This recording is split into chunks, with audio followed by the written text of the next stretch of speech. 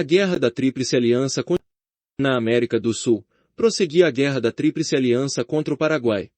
Apesar da esmagadora vitória brasileira em Riachuelo, a esquadra não pôde prosseguir rio acima porque, antes do conflito, os paraguaios haviam feito construir modernas fortalezas, entre as quais Humaitá, nas margens do rio Paraguai, numa região alagadiça como aquela. O rio era a única via disponível para o apoio logístico das forças em operação e o livre acesso a ele era, pois, indispensável. Com os navios que, em 1865, compunham a esquadra brasileira, a neutralização das fortalezas era, porém, impossível. Navios de madeira, conforme já foi aqui apontado, não podiam enfrentar fortalezas equipadas com a artilharia da época. Foi assim necessário que o arsenal da corte desenvolvesse a tecnologia adequada e construísse os navios com couraça que pudessem forçar a passagem da esquadra para além de Humaitá, conforme as lições da Guerra da Crimeia, o bombardeio do Forte de Quimbura e de Sebastopol já comentados, e, as mais recentes, da Guerra de Secessão nos Estados Unidos, David Farragut em Mobile. Já vimos que a partir de 1865 a Marinha construiu um número considerável de navios.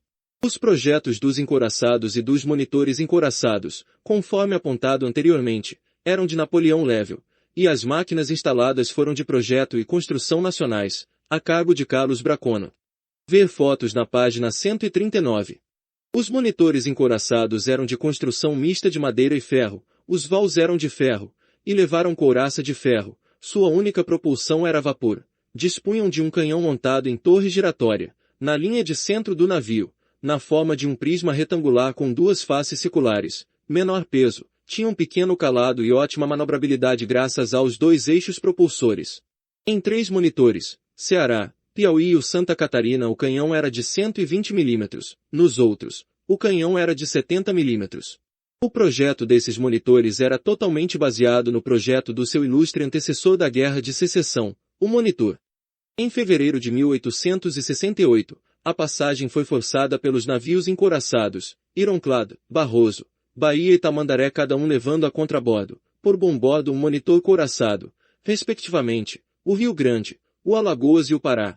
As consequências da rendição da fortaleza de Humaitá pouco depois, em julho, foram quase imediatas. Em janeiro de 1869 as tropas aliadas ocupam a capital inimiga. A guerra ainda prosseguiu mais um tempo, até março de 1870, mas já decidida com as tropas da Tríplice Aliança. Perseguindo implacavelmente, através do território paraguaio, as desorganizadas mas aguerridas tropas de Solano Lopes.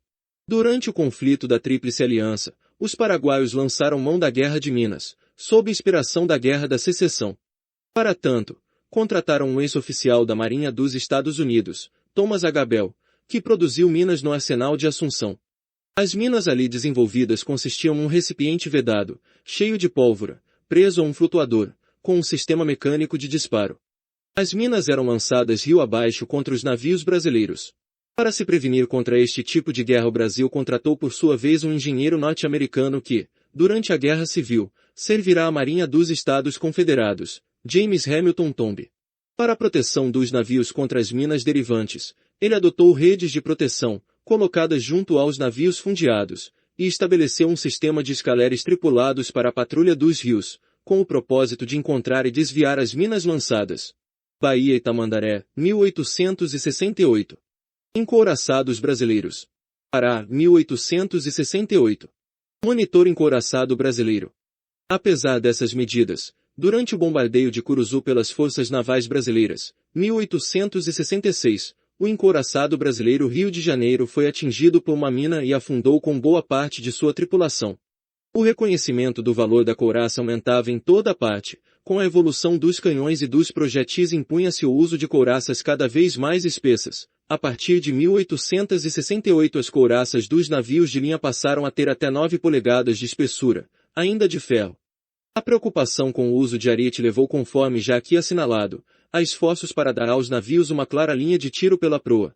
Dentro desse espírito, é lançado ao mar, em 1868, o HMS Hércules, arma, com uma bateria central de 8 canhões de 10 polegadas, 4 dos quais instalados sobre plataformas rotativas nos cantos da cidadela Avante, permitindo que eles pudessem cobrir um arco de tiro indo da proa até a aleta. O navio dispunha ainda de 2 canhões de 9 polegadas e 4 de 7 polegadas, metade deles atirando para avante, metade para ré.